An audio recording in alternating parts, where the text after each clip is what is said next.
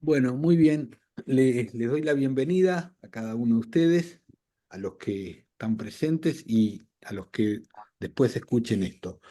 La idea hoy es, voy a presentar a Joaquín Rodríguez Nebot, licenciado en psicología, es psicólogo social, psicoterapeuta. eh, Fue profesor titular del curso de técnicas de psicoterapia, psicoterapéuticas de la Facultad de Psicología de la Universidad de la República Oriental del Uruguay y es miembro fundador y director académico de TAIGO, Taller de Análisis Institucional y Grupo Operativo, eh, y hay una de México y Montevideo, 1983-1995. Y además es asiduo concurrente de Diálogos a la Deriva. La idea hoy es poder hablar de Borges y la anarquía, y en ese sentido eh, te doy la palabra, Joaquín. Bueno, en primer lugar, muchas gracias por la invitación que Nelson me hizo, digamos, a principio de año. Me acuerdo que nos encontrábamos en la feria de Tristán Narvaja, como siempre, que es nuestro lugar de meeting De point. encuentro. Y Este domingo también, ¿eh? el domingo pasado también nos encontramos, además con tu compañera, ¿no? Así que fue múltiple esa vez. No, yo voy a decir una serie de cosas como es la costumbre de este lugar, ¿no? Este lugar es un lugar, yo siempre lo defiendo, es único. Nelson ha creado y ha coordinado un evento entre nosotros, ya este es el tercer año que corremos juntos, y es esta capacidad de diálogo, ¿no? De dialogarnos y de escucharnos. Y para mí eso es una clave en estos momentos tan sórdidos de la cultura de la humanidad. Empezando entonces por esa cuestión de que en realidad voy a hablar muy poco. Yo ya no doy conferencias, ni escribo largos artículos, ni nada por el estilo. Ya tengo 4 o 5 libros publicados y tengo otra serie editados, ¿viste? Y no pretendo hacer más nada que esto, sino que estar en este grupo con ustedes, divirtiéndonos en el placer de la conversación, en eso que tan caro hablaba nuestro querido Sócrates, que es producir mayéutica, es producir diálogo. Pero bueno, empecemos por esto de Borges y la anarquía, ¿no? En el diálogo que hemos venido sosteniendo, en este trabajo que viene desarrollando también Nelson, ¿no? De Levinas, Freud y la anarquía, nos hemos empezado a percatar de que una cosa es la anarquía y el concepto de anarquía, y otra cosa es lo que se denomina el anarquismo y sus movimientos sociales y políticos, muy poderosos, eh, fundamentalmente emergiendo poderosamente a mediados del siglo XIX y todo el siglo XX y parte de este también, ¿no? Con ciertas aventuras políticas muy importantes, históricas, a recaudar, digamos, como un capital para pensar y pensarse. Y otra cosa es el concepto. El concepto filosófico nos trae a este concepto griego que tiene que ver con la no autoridad, no principio, no un origen, sino que es la construcción de una especie de punto o lugar ético, de un plano de consistencia inmanente y que tiene una cualidad de un poder de singularización creciente al albergar en sí mismo todos los componentes posibles de la construcción de una realidad que se percibe y que se afecta mutuamente en la singularización y en la pluralización. Por lo tanto, este concepto es un concepto profundamente pragmático y que tiende a invalidar toda trascendencia. y que por otro lado lo que propone como concepto es la invención de una realidad humana. O sea, propone una invención. Y en ese sentido es que la diferencia del concepto como lugar epistémico o filosófico, otra es el movimiento social anarquista, que tuvo muchas variantes y que esas variantes los encontramos a través de grandes próceres del anarquismo, tanto próceres como héroes, como idealistas como Mikhail Bakunin en su acción directa, o pensadores como Malatesta, o pensadores e historiadores como Kropotkin, o accionadores como Magno, ¿no? Me saco el sombrero con Magno, ¿no? Etcétera. O sea, hay una, y Durruti, ¿no? Para ir no tan lejos, digamos, y acercarnos a la Guerra Civil Española, ¿no? O sea, ¿qué es el anarquismo en Borges? Y esta pregunta quiero contextualizar todas las preguntas que le han hecho a Borges y sabemos que Borges, primero, los periodistas progresistas de izquierda se afanaban en preguntarle a Borges para sacarle el caldo típico de su conservadurismo. Sabemos que Borges es un conservador desde el punto de vista político, es un pensador del siglo XIX, ni siquiera está en el XX. Cuando Borges dice que adhiere al anarquismo de Herbert Spencer, es interesante qué es lo que dice Herbert Spencer allí.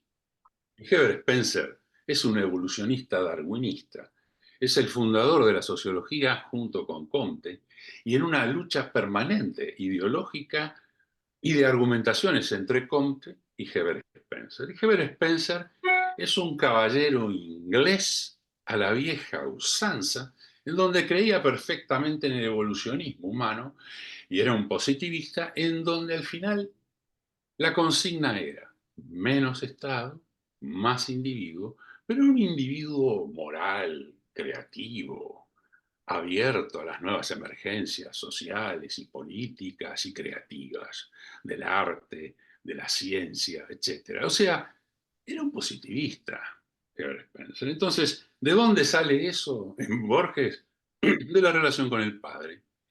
Padre profesional, que además viene de una familia que va en baja y que a partir de allí el padre que hablaba en inglés y en francés, hablaba inglés, francés además, o sea, eran políglotas ahí adentro, la abuela era inglesa, entonces la abuela tenía que hablar en inglés y con la otra abuela hablaba en francés.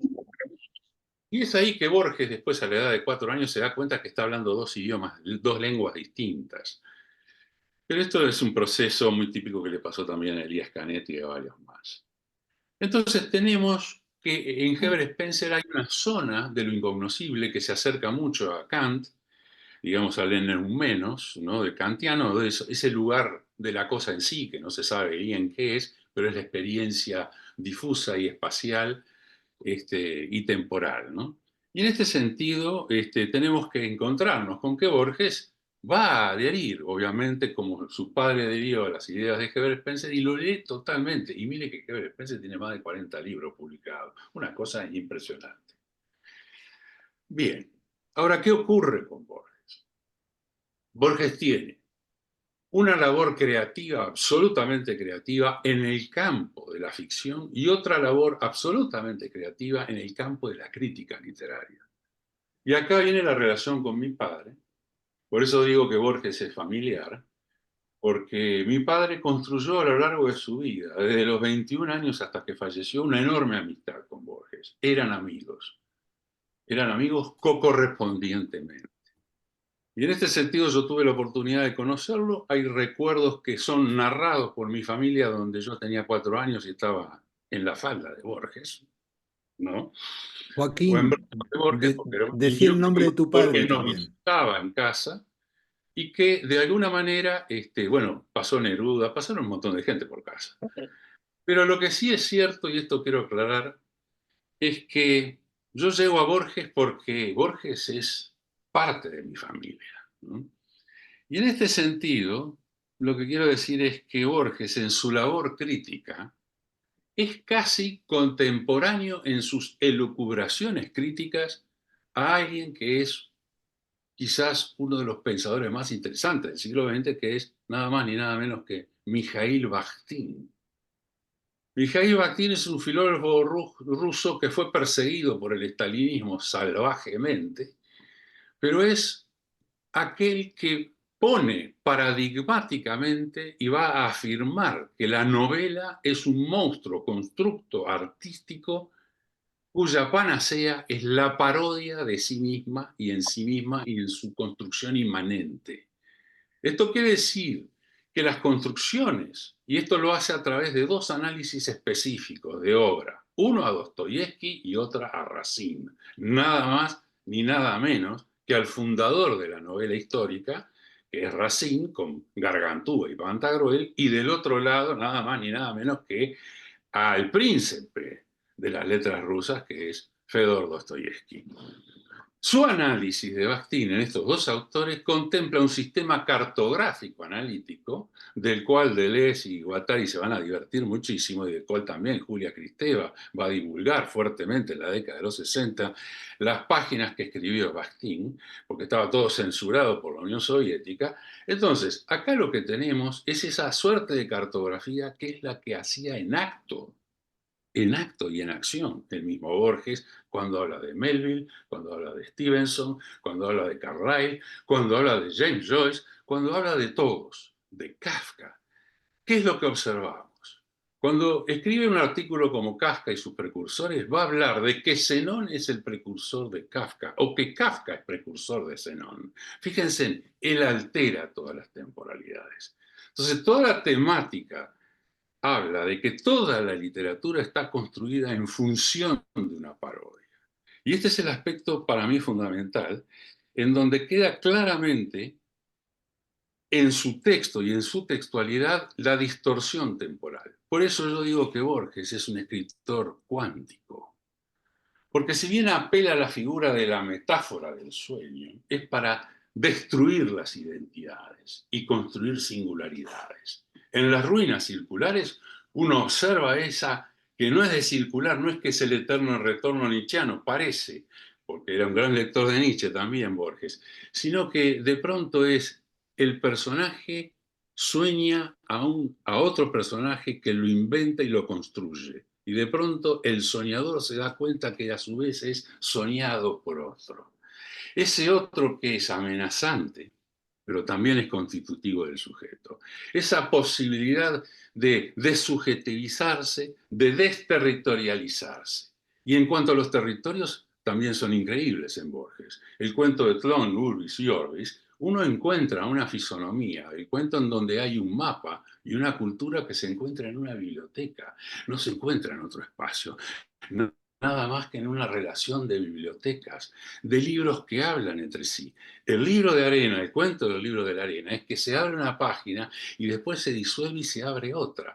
Eso habla de una inmanencia constante, de algo que se produce. No hay principio, no hay origen, no hay fin. Es más, algunas frases de Borges ligadas a los temas de pronto de esos libros que quedan sagrados, él se ríe de esos libros sagrados. Dice, el libro se sostiene por sí mismo, no necesita ser sacralizado, en referencia nada más ni nada menos que a la Biblia, ¿no? Que consideraba uno de los más brillantes libros de literatura, no de religión, de literatura. Entonces, esta capacidad que tiene de construir un lenguaje y universos posibles, el sueño del sueño, el laberinto donde uno entra pero no sabe por dónde va ni a dónde llega y si hay un destino. El espejo que multiplica eternamente, las transmutaciones de la realidad. ¿Qué es lo que ocurre en los tiempos? El cuento del muerto, en donde Borges de pronto, el personaje, ¿en dónde muere? ¿Muere en una batalla o muere de viejo, cobarde, en un hospital? El tema del héroe y el antihéroe. Ustedes observen que todos los grandes personajes de Borges son antihéroes, no son héroes grandiosos. Y él vivió en una familia de héroes grandiosos que pelearon contra Rosas, a favor de San Martín, etcétera, etcétera, y todo eso, y estuvieron metidos en esa zona patricia de la patria. Y Borges no cree en ninguna patria, no cree que haya una lengua común, existen lenguas. Entonces, estas paradojas brutales que Borges constantemente nos daba fue lo que hizo en relación también a sus posiciones políticas. Entonces, voy a pasar a leer algunas de este libro que recoge el Borges Verbal, que es un libro hecho por Bravo, Mario Pauletti y Pilar Bravo. Hicieron una recopilación de este Borges oral. Y les quiero leer unas páginas para abrir la charla entre nosotros. Y ¿Oral o termino. verbal? ¿Eh? ¿Perdón? ¿Oral o verbal? Borges Verbal. Borges Verbal es de editorial MC. Después les paso y paso a leer algunas paginitas de esto que siempre le preguntaban para tirarle y divertirse mucho el periodismo de izquierda, ¿no? Por ejemplo, política. La definición de política. Mire lo que dice. La definición. La política es el arte de lo posible. Sirve para justificar y ocultar todo tipo de tropelías. Más oportuno sería decir que la política es el arte de lo imposible. ¿Alguna semejanza con quien nosotros sabemos de quién está hablando o de si hace referencia a él o no? No lo sabemos. Pero hay una enorme coincidencia con lo que decía Sigmund, ¿no? Otra frase. Plagios, sobre el plagio. Dice, si no repito a los otros, me repito a mí mismo. Quizás yo no sea otra cosa que una repetición. Leo otra. Patria. Mi padre vio una fotografía en la que estaba el Ródano y se veían los Alpes y dijo, yo voy a pasearme aquí y elegimos ir a Suiza. Una gran suerte para mí, ya que yo soy porteño, pero tan montevideano como porteño, y tan tejano como porteño. Tengo muchas patrias y las quiero a todas, y a Roma, desde luego, ya que todos somos ciudadanos romanos.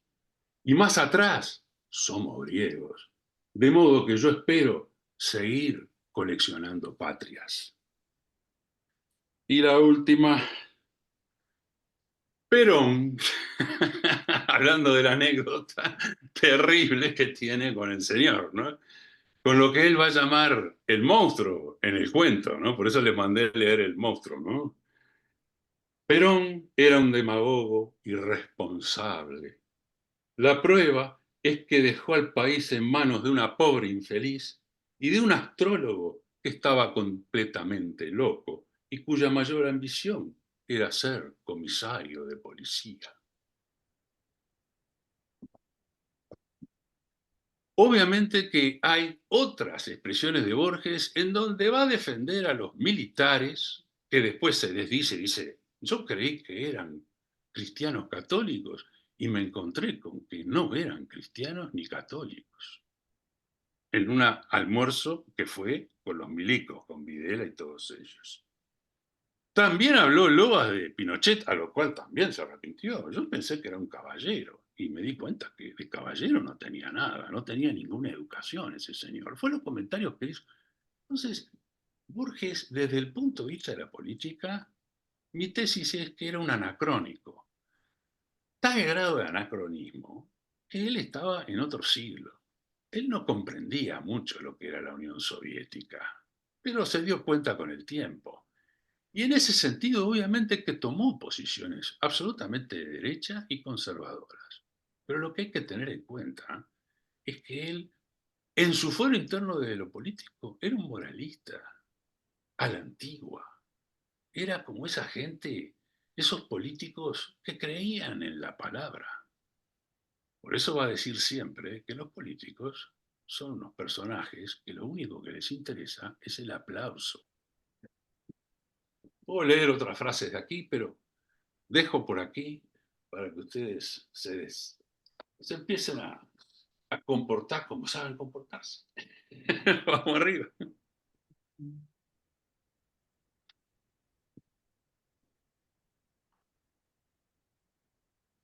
Yo me quedé mudo.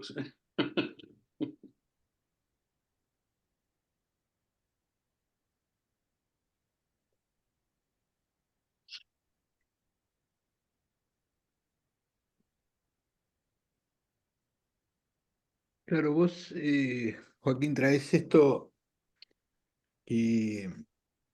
¿Cómo pensar en Borges y la producción? En ese sentido, en los cuentos, en algunos cuentos que vos te referís, eh, sin duda que tiene como un efecto este, eh, que es como de poner en tela de juicio cierto orden o cierta lógica, ¿no? Eh, y, claro, después está el Borges, el, el- el- el que decía, bueno, las cosas que alguna de ellas la desconocí, yo las desconocía, por ejemplo, ¿no? Eh, pero me parece que en cuanto a la producción, se puede ajustar a un cuestionamiento de un orden y de un origen único.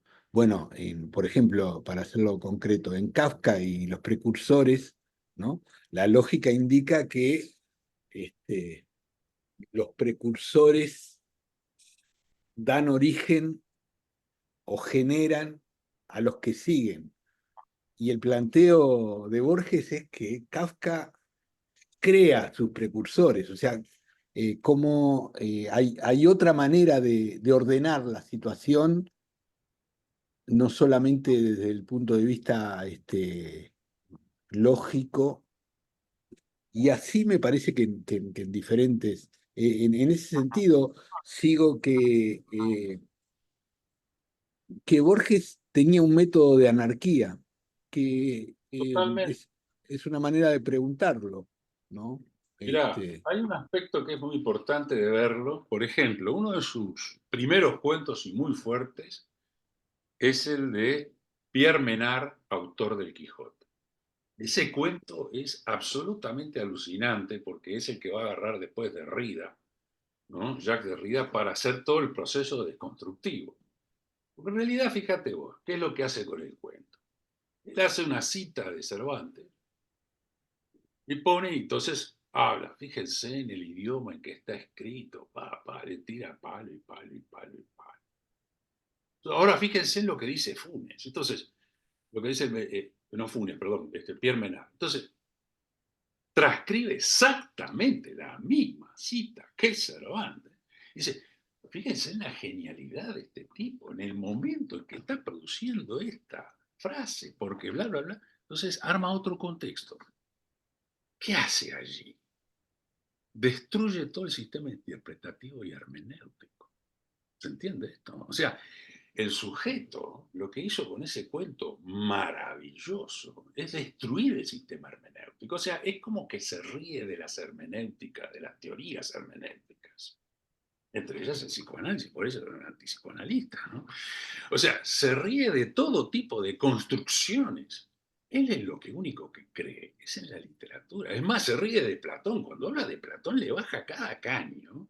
Dice que el origen de los absolutismos, de las dictaduras, de los comunistas y de los fascistas tienen que ver con Platón. ¿Entiendes? O sea, por lo que escribió Platón en la República, vamos a entendernos, no en los diálogos de Sócrates, no, sino de la República, ¿no? El Platón de la República, que es Platón, Platón, ¿no?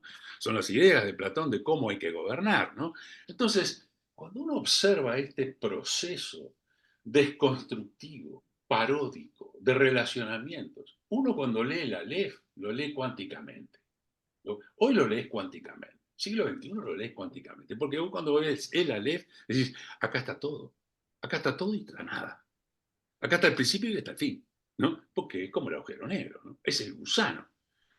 La novela La invención de Morel de Bioy Casares es una novela de ciencia ficción. El sujeto entra en un túnel y sale en otro tiempo. esa novela fue corregida por Borges, se la corrigió Borges. Y Bioy, en sus memorias, lo admite, dice, me cortó la mitad del texto. Había escrito 200 páginas y él me las redujo a 60. ¿Entendés? O sea, esta relación de dos autores, ojo que Bioy para mí es uno de los más grandes escritores latinoamericanos, ¿no? Independientemente del señor Borges, ¿no? Entonces, pero esa relación de camaradería que tenían ambos, de meterse con el texto del otro. Borges antes de sacar el poema se lo leía a la mujer de Bioy y se lo leía a Bioy.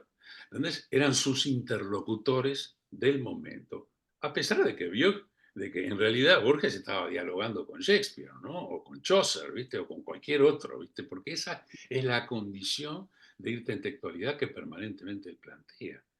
Entonces, el arte de lo creativo es absolutamente disruptivo y solamente se justifica a sí mismo, como dice Deleuze, ¿no? El arte se justifica a sí mismo, no tiene por qué hacer. Gombrich, famoso crítico de arte, te dice, no estoy de acuerdo con un libro que se llama Historia del Arte. Él lo escribe y dice, no estoy de acuerdo con este título. ¿Se entiende? O sea, esta capacidad de funcionar en el sistema paradójico humano, yo creo que es de una excelencia espectacular. Entonces, lees el Aleph y decís, cuántica. Pero mi viejo, cuando lo leyó, y lo leyó en clave que de la Divina Comedia. Vos lees la Divina Comedia y vos ves el tránsito de la Aleph. Perfecto. ¿Se entiende? Porque ese es el punto. El punto de diálogo de Borges pudo haber sido Dante. Pero sin embargo, nosotros podemos forzar la mirada y decir, no, es desde Niels Bohr. O es desde Einstein. ¿Entendés? O sea, es cómo vos te posiciones en función de lo que vos estás siendo afectado, y en ese sentido es muy espinociano Borges, es siendo afectado por el cuerpo, porque la literatura es cuerpo, y eso es lo que Borges va a rescatar permanentemente. Entonces, todos sus cuentos son rupturales, rompen esquemas paradigmáticos, clásicos, de las nociones de tiempo y de espacio. Joaquín, Dale. leyendo el cuento que nos enviaste del monstruo, Es horrible. es impresionante. Yo un poquito de lunfardo sé, pero era impresionante cómo jugaba con las palabras. Este, inclusive me parece que había también neologismos, no sé si los había inventado o no, no sé, no sé. Y aparte, las descripciones son alucinantes.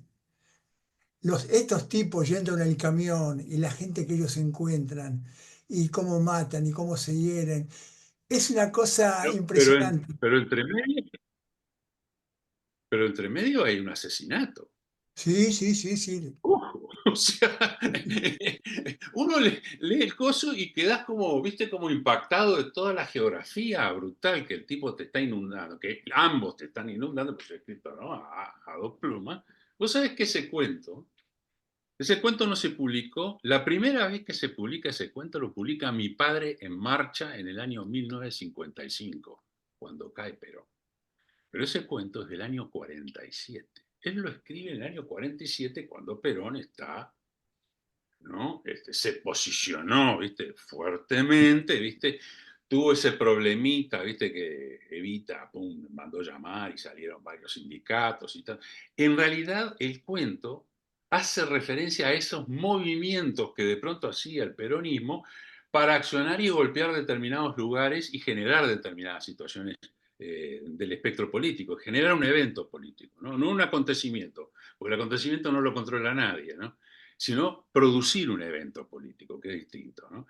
Entonces, allí hay algo que se produce en ese cuento, y este cuento empezó a circular, ¿viste? Fotocopiadamente, ¿no? Ah. En la inteligencia. Esa es la razón por la cual, una de las razones por las cuales Perón lo saca de un saque, ¿viste? De la dirección de la biblioteca esa, pum, y lo manda, no sé, de inspector de gallinas, yo qué sé, no sé qué es lo que hizo. Pero esto va a quedar como una simple anécdota, pero lo que sí es cierto es que lo dejó sin salario. En La Intrusa también hay un asesinato. Exacto, también. Otro gran cuento de Borges. Exacto, sí, sí, sí, sí. Joaquín, te pido que nombres a tu padre, porque puede, no, a Emir no. Sí, sí, Emir Rodríguez Monegal. Emir Rodríguez Monegal, ¿qué querés que te diga de mi viejo? Entren en YouTube. Miren, yo escribí en uno de mis libros hay un capítulo, en uno de mis libros hay un capítulo que se llama Borges y Emir, un cuento a desarrollar. Después se los paso en forma, yo creo que la tengo en forma digital, a ver si lo tengo. Donde yo desarrollo la hipótesis de por qué mi padre lo eligió como maestro, mentor, digamos, de la producción de su trabajo, de por qué mi padre tuvo las secuencias que le fueron pasando a lo largo de su vida por defender a Borges en muchos aspectos, ¿no? De que, y en YouTube hay una charla que yo doy. Ustedes ponen Emir Rodríguez Monegal y hay varias cosas sobre mi padre, ¿eh? Bastante, porque es un personajón. Después, lo que sí es intenso es que yo lo conocí a Borges con mi padre las 3 veces siguientes que lo vi, que recuerdo, ¿no? Una fue en una charla que él había dado de esas conferencias de 7 noches que fueron después publicadas, porque Borges después tuvo una actividad conferencista larguísima, tanto en Estados Unidos como en Europa, como dentro de Argentina y también acá en Montevideo, que lo invitaban. Y me acuerdo de haber estado ahí con mi padre en una que habló de Dante, nada más ni nada menos, sobre la Divina Comedia, explicando por qué era el poema perfecto. Nada más ni nada menos, ese largo poema de Dante, ¿no? Por qué era perfecto. Y la otra vez fue una vuelta que estuvimos, que lo pasamos a buscar por la casa, por el apartamento de Maipú, y fuimos a la plaza, y después fuimos a la librería de la ciudad, donde firmó unos libros y nos quedamos tomando un café. Y después otra vuelta que salimos a acompañarlo con María, ¿no? Con María Godán. Pero, digamos, todas las veces a mí me impresionaba como una persona muy dulce y muy, muy tranquila, como, ¿viste? Como muy campechana, absolutamente campechana. Y no es que estuviera diciendo verdades a cada rato, ¿no? Ni papas en la boca, era una persona normal, era un tipo muy caballeresco y era un tipo que tenía la cualidad, escuchaba, escuchaba, no se escuchaba a sí mismo, escuchaba, es otra cosa eso. Y mi padre, digamos, escribió una larga biografía de él, allá por la década del 70, cuando estaba en la Universidad de Yale. Es una biografía de referencia académica prácticamente, ¿no? De todos los...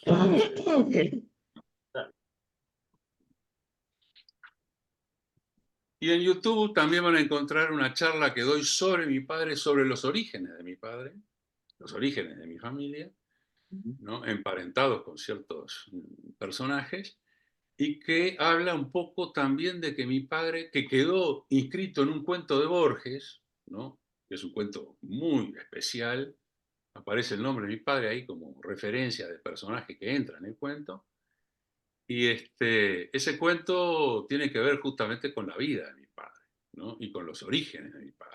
Entonces, yo doy cuenta en esa charla que me hacen, que me preguntan sobre mi viejo, digo algunas cosas. Así que en YouTube tienen ahí para encontrar. ¿Cómo se llama tu papá, Joaquín? Emir, como el cargo oficial árabe, Emir Rodríguez Monegal.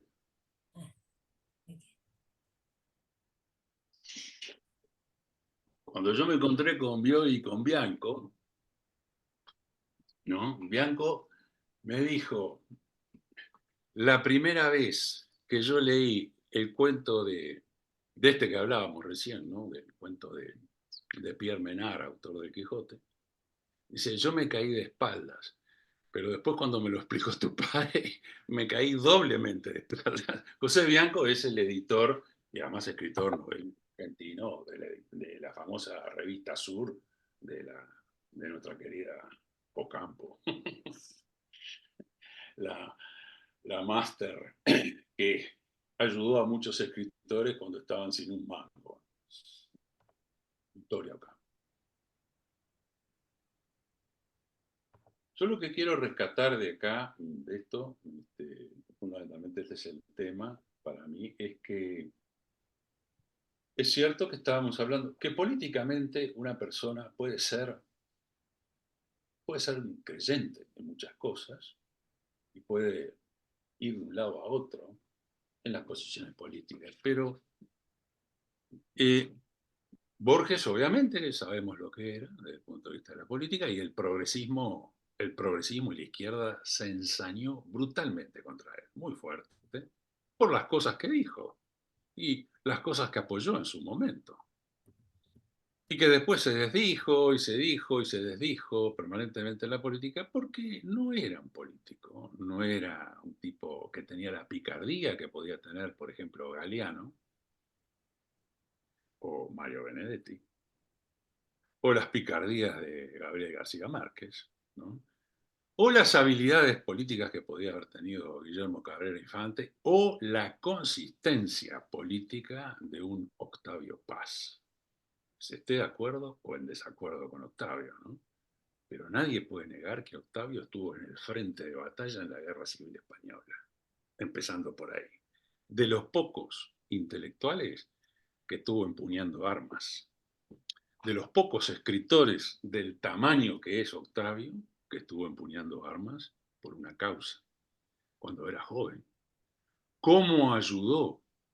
Y personalmente a mí me ayudó, y ayudó también a mi hermana, que estaba presa, a ir al exilio también. O sea, hay escritores tildados de derecha que no se sabe la historia de solidaridad y de compañerismo que tuvieron con la gente a la cual ellos sentían que estaban afectados por lo que estaba sucediendo.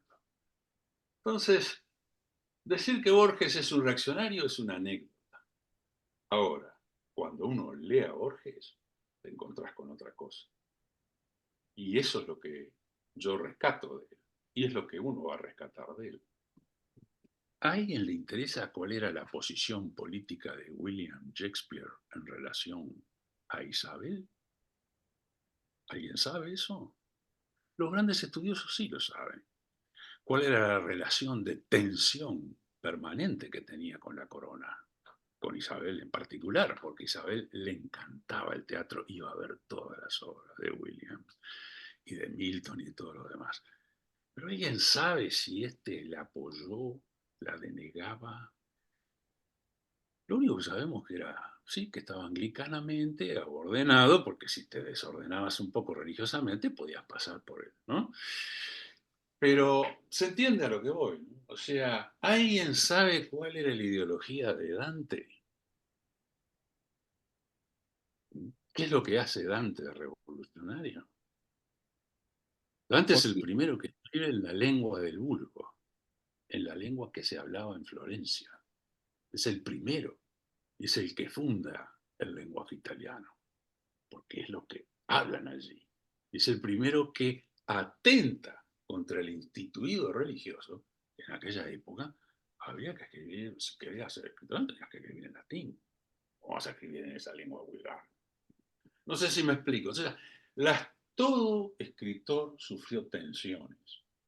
Todo escritor fue de izquierda, como Mario Vargas Llosa, que le estuvo chupando las medias a Fidel, como que después se dio vuelta, ¿no? O sea, todo esto de que varios autores en un lado estuvieron acá, después se fueron, no, pues asumieron posiciones críticas, ¿no? Escritores, críticos, etcétera, críticos de cine, etcétera, etcétera, tomaron posiciones ideológicas y políticas en determinados momentos. Se bandearon como se bandea todo el mundo. Pero también hay que rescatar, para mí en Borges, que su aporte no es el punto de vista político. No está en la política. No está en que si estuvo bien en apoyar o despotricar contra el peronismo. Cuando todo el mundo tiene... El peronismo es una creencia en Argentina, ¿no? Vamos a entenderlo, ¿no? Entonces, en ese sentido, me parece que cuando uno rescata a Borges, y hoy, siglo XXI, cuando lo rescatamos, es por esto que escribió, no por los comentarios de que si estuvo en el almuerzo con Pinochet o con Videla. ambos genocidas, totalmente. Y eso está claro. Él también lo tuvo claro a posteriori. Se dejó engañar. Le tiraron una medallita y fue como un niño. Entonces esa especie de ingenuidad y de militancia de ir a un lado a otro, sin importar con quién tenía adelante y decir las cosas que decía, porque se le ocurrían en el momento, hay genialidades y hay derrapes absolutos en esas declaraciones. Pero es parte de la parodia de cómo él ve la política. Joaquín, se me ocurre comentar a esta exposición que haces, que por lo menos a mí me ilumina de muchas cosas que no conocía. Eh, pero lo primero que me llamó la atención es que lo ubicás como un personaje de otro tiempo, ¿no? Que creo que es uno de los juegos que hace Borges, que es de centrar permanentemente de una cronología. Y ahora que agregás esto, una de las cosas que pensaba, y no sé, lo propongo de esta manera, es que es un tipo que en cierta forma me parece que producen la conexión de distintos universos. Por eso quizás leerlo desde un plano únicamente político partidario es reducirlo en su forma de producir, que me parece que es en el desplazamiento entre esos distintos mundos que él va creando y conectando creativamente, porque justamente creo que el efecto es de creación en las conexiones eh, que va haciendo. Eh, por lo tanto, claro, me parece que en realidad producen en esa desterritorialización, se podría eh, Uh -huh. llamar de conexión de mundos que parecen imposibles de conectar a partir de la lógica aristotélica o de la historia. Y, y bueno, un poco esa era la resonancia que me surgía. Después, el cuento creo que a mí por lo menos me impactó por la descripción de la crueldad puesta como en una especie de efecto de banalización, ¿no? De la crueldad. El tipo cuenta esa, esa ida al acto del monstruo como, como si fuera una especie de fiesta donde el asesinato justamente pasa a ser un hecho anecdótico, ¿no? Muy, casi que un obstáculo en el camino, ¿no? Eh, 3 frases nada más, ¿viste? sí, sí. Por eso ahí me parece que también, o por lo menos si lo queremos llevar al plano de lo político, y bueno, hay una advertencia ahí también, o por lo menos eh, un aviso del fuego, si se quiere. ¿En qué sentido decís, Diego? Y bueno, de cómo atrás de ciertos populismos pueden ocurrir eh, actos de crueldad. eh, pero bueno, el cuento me parece que es muy complejo, ¿no? Porque en realidad Sí. eh, encierra distintas lógicas. Pero bueno, por ahí el comentario.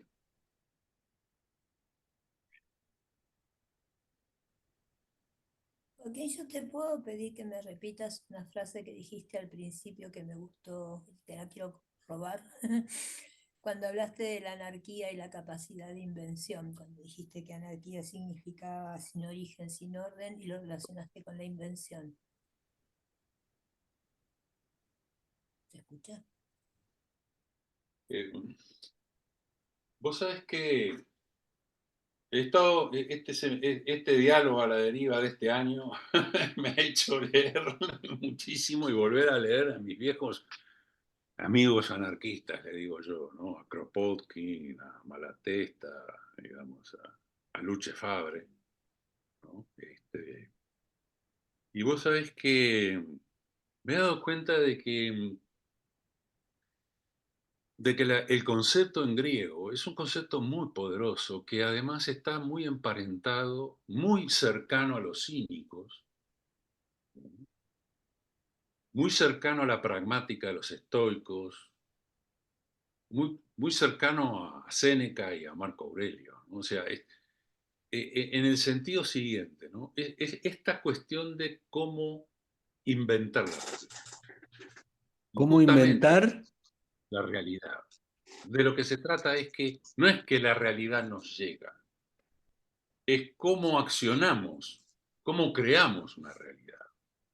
O sea, cómo se crea esa realidad entre las cosas, los otros, y cómo no hay un origen, cómo no hay un principio. E inclusive ahora que todos los cristianos estaban contentos y todos los religiosos estaban contentos con la teoría del Big Bang, que hay un momento en que no hay nadie, de pronto aparece. No, ya está equivocada esa teoría, ¿no? Ya cayó. Entonces, y cayó porque la evidencia práctica, ¿no? Entonces, ¿qué es lo que hay? No hay un Big Bang, hay múltiples Big Bangs. Eso es lo que pasa. O sea, se han encontrado rastros de otros. O sea, estamos en el orden de lo múltiple y ese es el orden de Borges. Todo es múltiple. Todo puede ser visto desde otro ángulo. Y eso es la capacidad de poder generar una creación, de producir algo creativo, de no repetir, sino que si repetimos, nos repetimos nosotros y somos efecto de una repetición. Y lo que busca Borges en su producción es la máxima singularización. Si uno observa, todos los relatos de Borges tienden a generar esta situación en donde el sujeto, los personajes se ven confrontados en su identidad y que por tanto tienen que hacer un giro o producir algo o una revelación se les cae para darse cuenta en dónde es que están. ¿Se entiende esto? Todas las tramas están girando sobre este tema.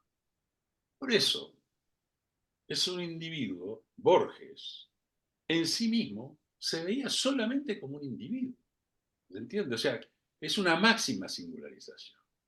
Entonces, el Estado, la búsqueda de lo que se denomina como concepto del anarquismo, o sea, la anarquía, es un lugar o es un topos que no existe, pero que existe, que tiene inmanencia, que está allí, pero que ese efecto es lo que nosotros ocasionamos consigo mismo, con nosotros mismos.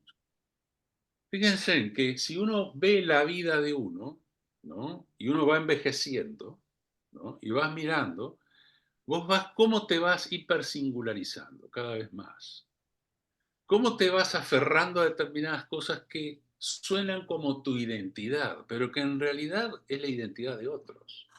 Entonces cuando llegas a la paradoja de que yo soy muchos, y je suis un autre, como decía Rimbaud, y lo cita Lacan en su seminario, je suis un autre, yo soy un otro, esa cualidad brutal de la frase de Rimbaud es la que nos coloca en este lugar de decir, ¿dónde está nuestro origen? Ejemplo, ¿cuál es la disciplina que más se ha revolucionado en los últimos 30 años a partir de la cibernética? Es la arqueología, porque hemos encontrado, y gracias a la cibernética, hemos encontrado ciudades y civilizaciones que nosotros creíamos que no podían existir. Estoy hablando del 12.000 antes de Cristo. No estoy hablando del 5.000, que es cuando registramos a Sumer, a los sumerios. ¿De acuerdo? A los persas.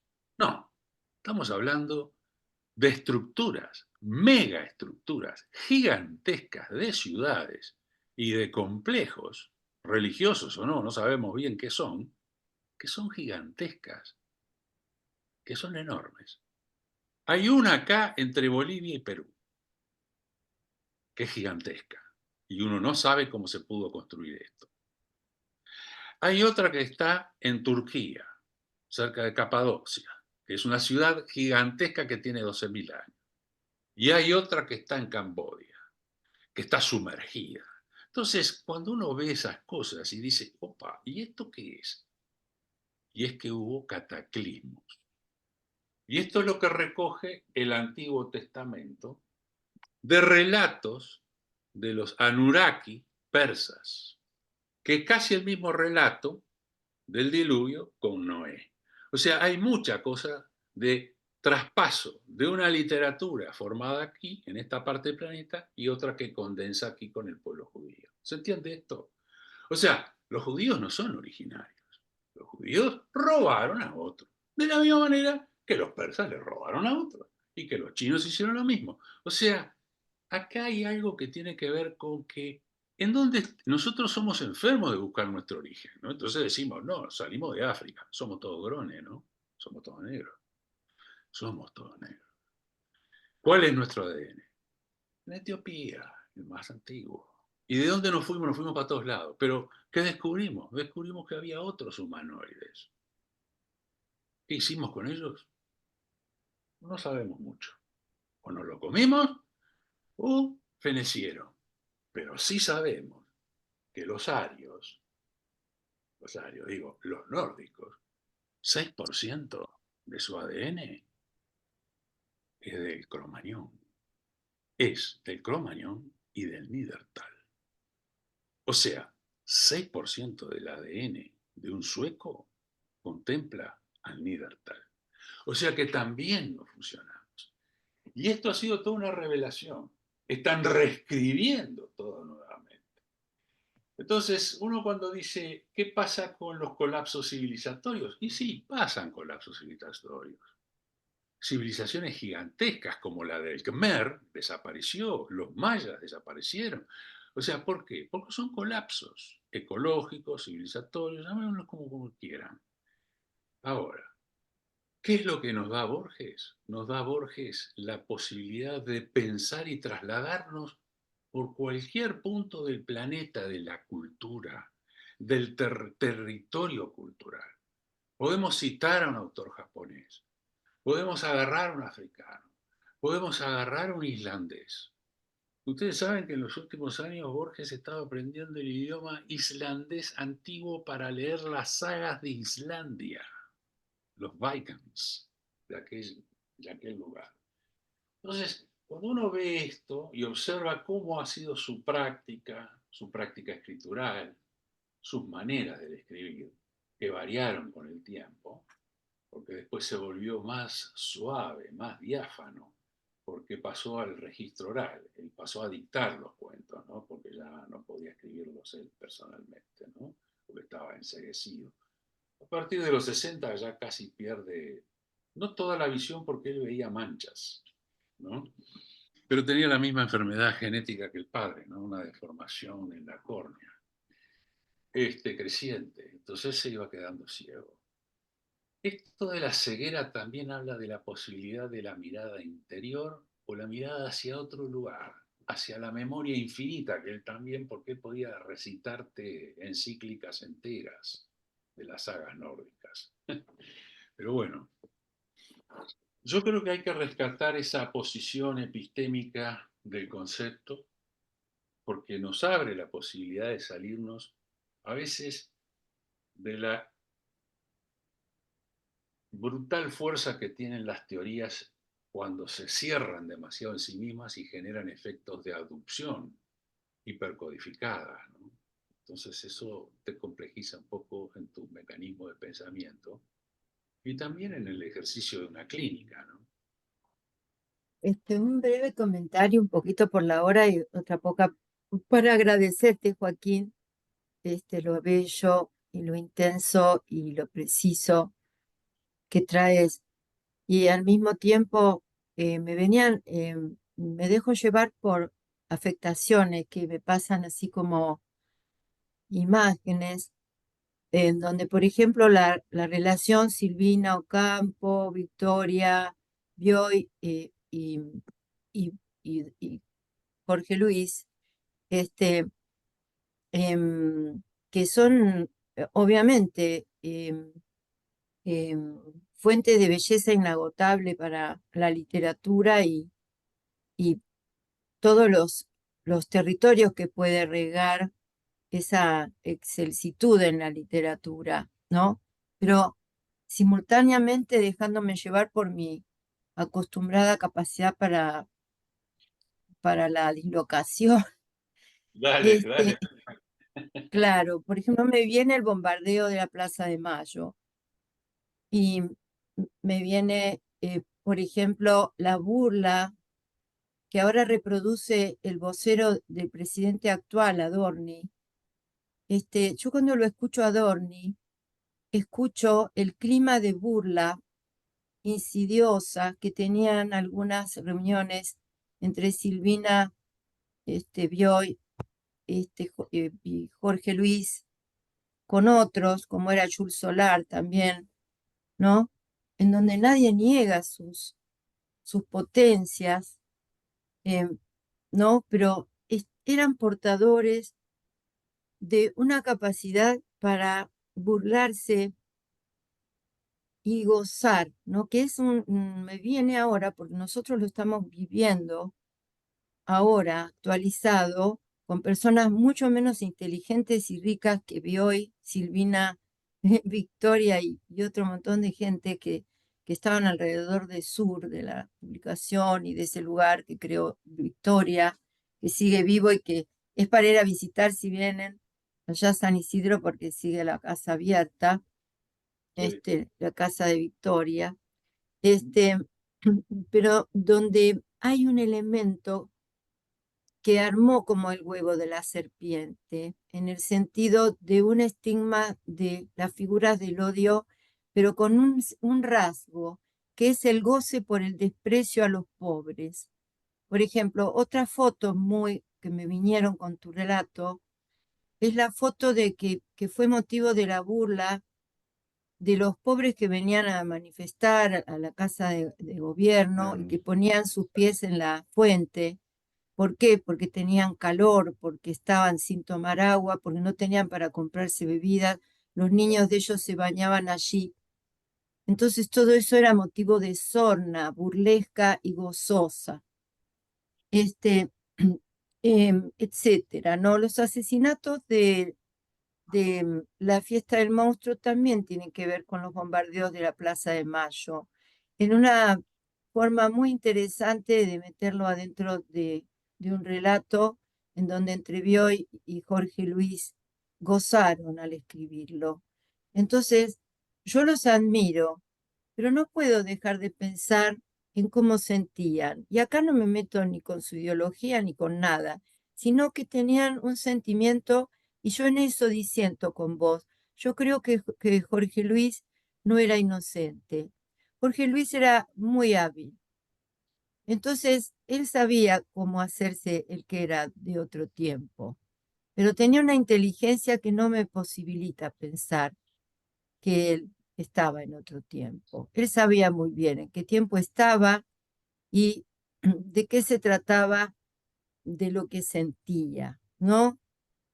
Nada, me daba ganas de comentar esto simultáneamente. Yo obviamente leo la obra de todos ellos. Curiosamente me encanta la obra de Silvina Ocampo, que tiene un misterio y tiene una sutileza poco comentada, porque siempre la figura de Bioy la ensombreció a ella.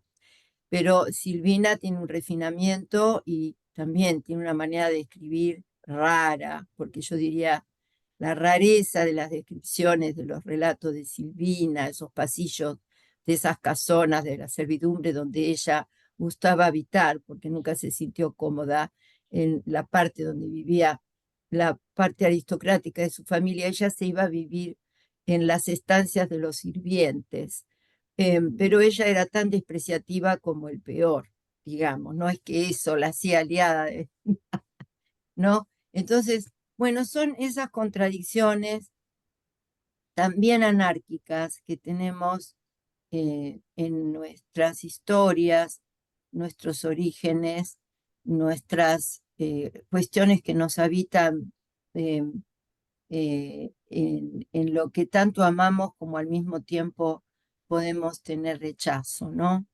Me hacía reflexionar un poquito sobre estas cosas y también va toda mi gratitud por lo que nos has traído. Gracias, Joaquín. Mm, mm, mm.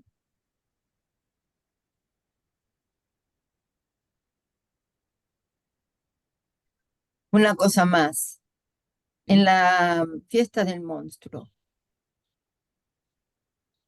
Una cosa fue Perón y el peronismo, no el peronismo del pueblo peronista, el peronismo como juego de poder, de un grupo de poder, ¿no? Ujú. Y otra cosa es el regodeo del monstruo como el pueblo que ellos despreciaron, por su manera de tener una anatomía, unas formas, unos rasgos, unos dientes que les faltaban, unas maneras de hablar, unas maneras de festejar, el desprecio gozoso por esos cuerpos. Eso a mí me duele y te lo tengo que contar también. Pero por supuesto, y estoy totalmente de acuerdo, porque lo que ellos hacen en ese cuento es burlarse del pueblo. Burlarse del No se pueblo, no de burlan, Perón, no, porque no, ahí no el se burlan del monstruo, pueblo. claro, del pueblo, Pero sí, además lo que te cuenta también, el cuento es muy fuerte en el sentido de que tiene toda la oligarquía, el prejuicio oligárquico frente, viste, al popolo, ¿no? El popolo italiano, viste, o sea, como hacía la película aquella, ¿no? sí, Nombre del popolo italiano, ¿no? O sea, bajamos la cadena, ¿no? Entonces, ¿qué ocurre acá? Ellos, en ese cuento, vos ves el asqueroso prejuicio de la oligarquía latifundista. Lo ves en toda su esplendor. sí, sí, sí, sí, Pero por otro lado, ves cómo se establece la ingeniería que hay detrás. Fíjense en que hay muchos detalles de cómo se va organizando todo. Entonces, la ingeniería militante. Entonces, también se burlan de la ingeniería militante que el mismo pueblo organiza. Por eso les mandé el cuento, porque el cuento es sí, sí, sí, paradigmático en todos esos claro, sentidos. Y claro. por otro lado, como vos decís muy bien, afecta el cuerpo. Entonces, el cuerpo del personaje central obviamente es un gordo, ¿no? Porque habla de su enorme panza, su enorme barriga, su corporeidad, ¿no? Bueno, Entonces, aparte tenés que pensar, Joaquín, en el cuerpo de Bioy.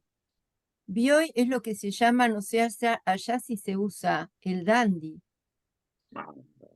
Bioy Bioy, era vos viste la foto de Bioy, viste la foto el de Bioy, paradigma vestido con el hasta cuando Panamá estaba, y vestido de blanco. claro, o sea, era El el que era paradigma gordito era de, Borges. Borges era claro, sí, sí, el que tenía la panza. el paradigma del dandy, ¿no? Eh, que inclusive Silvina tiene algunos pocos relatos accesibles donde ella se avergonzaba porque se sentía fea al lado de Bioy. Se Claro, parecía un actor de cine, Bioy.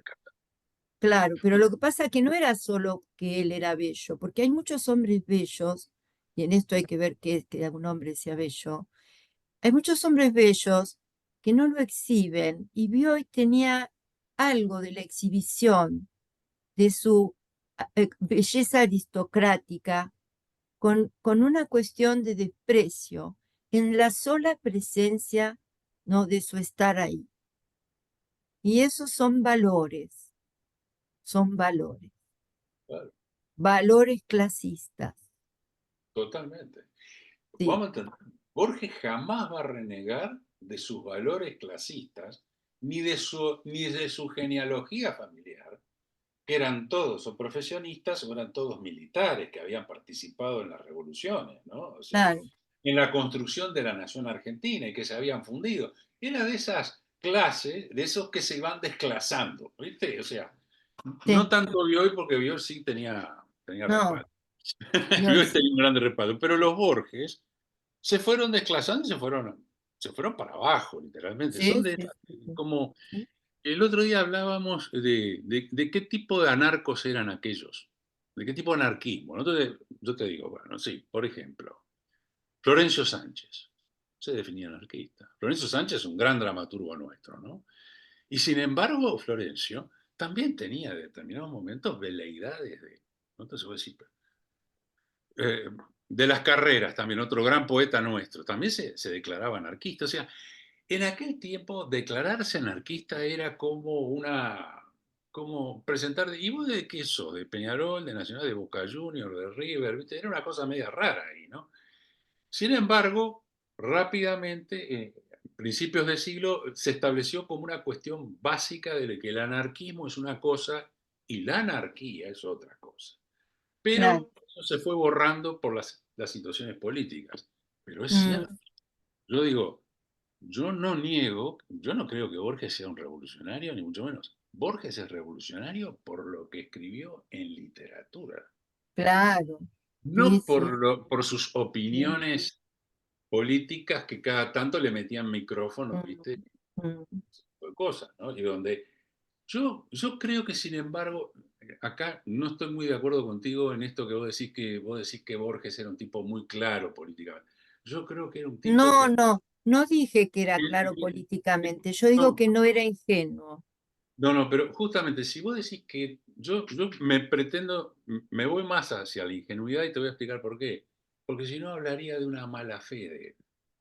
Y yo no creo que Borges tuviera una mala fe. Mm, Sí Mira, debió, sí de Bioy, sí de Victoria, sí del grupo de la revista. puede ser. No No están lo con pude Borges. conocer tanto, ¿no? No lo pude conocer tanto. A veces Estamos terminando y yo tengo ganas de decir todo lo que siento. Decilo, Me, Raquel. Dale, me Raquel, pareció dale. como refrescante, así. Una sensación de refrescante, de que te escucho además de modo fractal, eh, esta anarquía multifacética con la cual uno se puede identificar, las verdades ocultas. ¿Sabés qué sensación tengo, Joaquín? Me dejás como de vuelta a las puertas de la poesía. Puedo empezar de vuelta con la poesía. Y sobre todo, mi querido, es una exposición digna de los viajes a la deriva. Gracias. Gracias, Raquel. Gracias. Maravilloso. Gracias, Raquel. Muy bien. Y Perdón, yo me tengo que retirar, les mando un beso. Muchas sí, gracias, sí, Joaquín, sí, sí. porque tengo que atender. Dale, Muy bien. Muy bien. Perdón. Muy bien. Chao, Joaquín, un abrazo fuerte. Un abrazo Muchas a gracias, todos. Joaquín. Por gracias, favor. Joaquín. Hasta el martes que viene para algunos. Ahí va. Hasta Vamos. pronto. Hasta luego. Chau, chau. Chao, chao. Chao, chao.